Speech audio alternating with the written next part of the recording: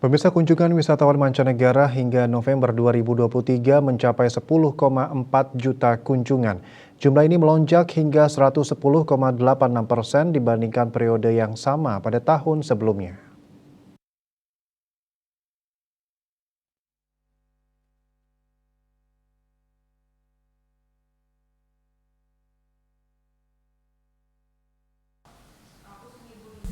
PLT Kepala BPS Amalia Widyasanti dikutip dari kantor berita Antara menyampaikan secara kumulatif hingga November 2023, jumlah kunjungan wisatawan mancanegara ke tanah air mencapai 10,4 juta kunjungan.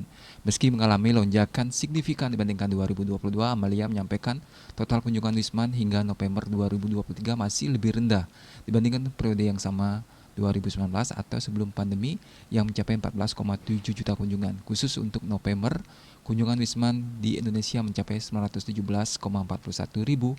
Kunjungan jumlah tersebut mengalami kenaikan sebanyak 30,17% dibandingkan bulan yang sama pada tahun lalu. Namun jika dibandingkan dengan Oktober 2023, jumlah kunjungan turun cukup dalam sebesar 6,24%. Jika dilihat kebangsaannya, Wisman yang berkunjung ke Indonesia November 2023 didominasi oleh Wisman asal Malaysia, Singapura, dan Australia. Wisman kebangsaan Malaysia sebanyak 141,8 ribu kunjungan dengan share 15,4% atau naik 2,27% dibandingkan dengan Oktober 2023. Posisi kedua adalah Wisman kebangsaan Singapura yang mencapai 118 ribu kunjungan dengan share 12,9% atau naik 31,45% dibandingkan dengan Oktober 2023.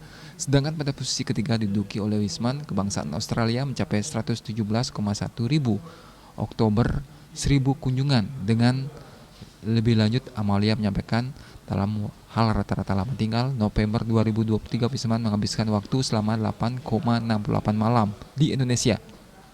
Selanjutnya berdasarkan pintu masuk, Bandar Udara Ngurah Rai mendominasi dengan persentase 43,2%.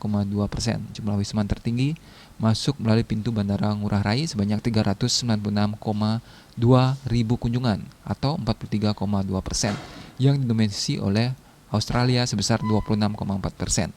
Dua pintu masuk favorit lainnya selama November adalah Soekarno-Hatta dan Bandar Udara Nasional Hang Nadiem Batang.